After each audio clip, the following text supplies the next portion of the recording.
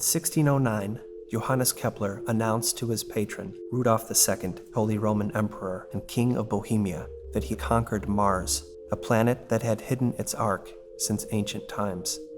By tracing the Earth's motion as if he were on Mars, Kepler revealed the planet's path to be elliptical, the sanctity of circularity warped, now stretching around two centers.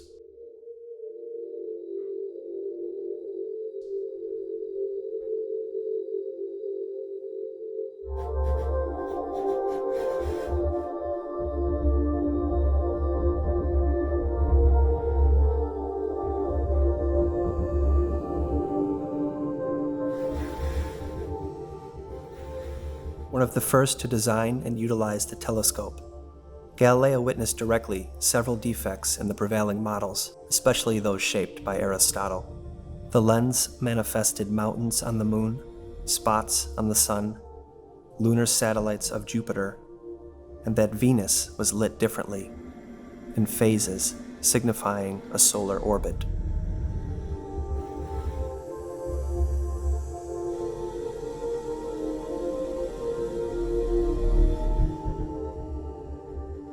Isaac Newton was born in 1642, the year Galileo died under house arrest. It is said that Kepler's brilliance could have been illumined only by a figure such as Newton. In fact, Newton's contribution to Copernicanism, his law of universal gravitation, is derived largely from Kepler's laws of planetary motion.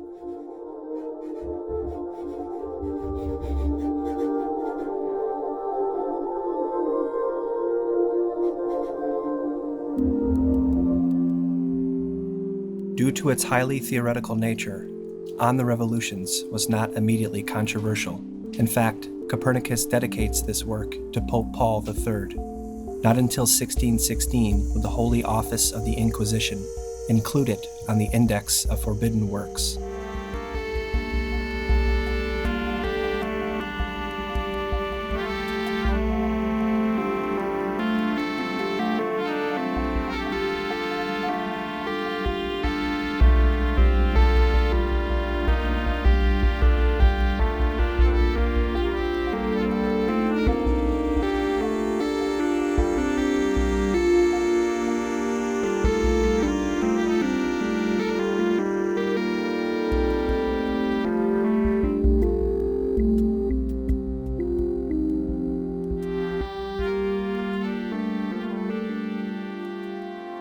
Kepler's devotion to God, expressed through his study of the phenomenal world, was astonishing.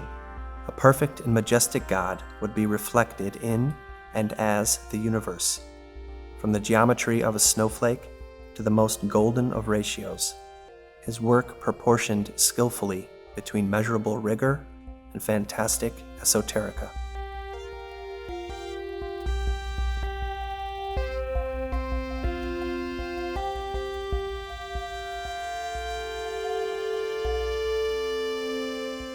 Letters on Sunspots, 1613, was the first work of Galileo's to adopt Copernicanism.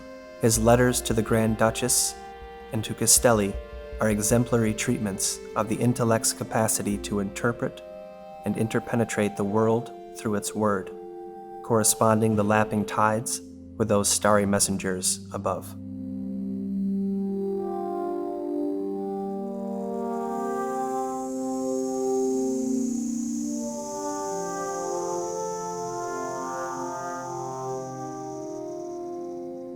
Newton is credited with completing the Copernican Revolution, for his conception of gravity addressed the essential question: what makes the planets move? Attracted to the sun, their path is elliptical. Pulled toward passing planets, their orbits bulge. All this work and the beginnings of calculus are collected in his remarkable study, Principia, 1687.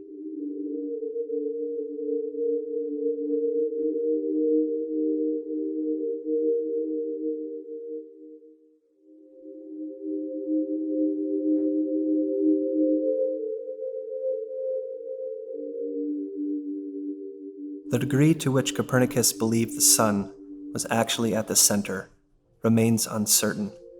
By most accounts, he was motivated to make the calculations easier to harmonize and simplify the system.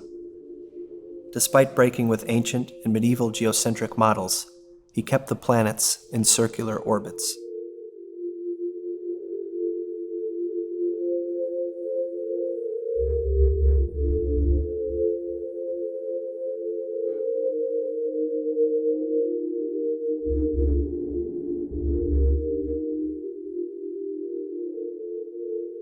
Kepler's Harmony of the World, 1619, amplified that music of the spheres so essential to Pythagoras, Cardinal de Cusa, and others, where even simple moments of intellectual insight echoed the movements of a planetary orchestra. This sonic choreography was, however, also visible, as Kepler's work on optics produced the modern-day telescope.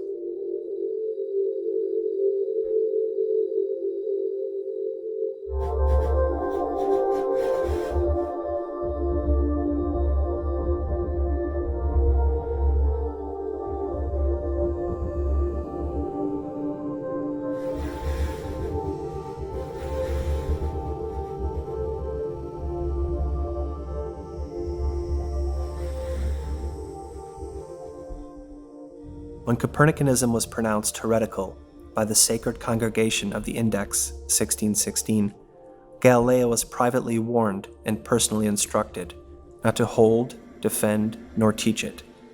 His Dialogue Concerning the Two Chief World Systems, Ptolemaic and Copernican, 1632, challenged this injunction and cut from Pope Urban VIII his friendship and favor.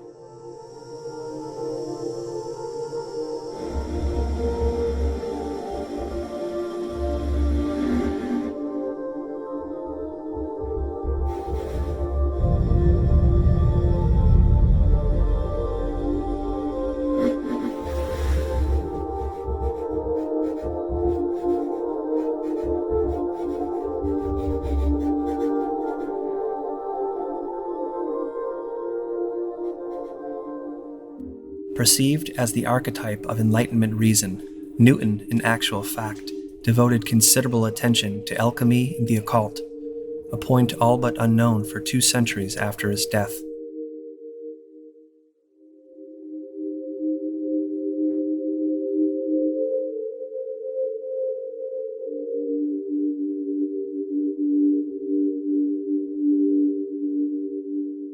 In 1936, following an auction of his archives by Sotheby's, the economist J.M. Keynes proclaimed that Newton was not the first of the Age of Reason. He was the last of the magicians.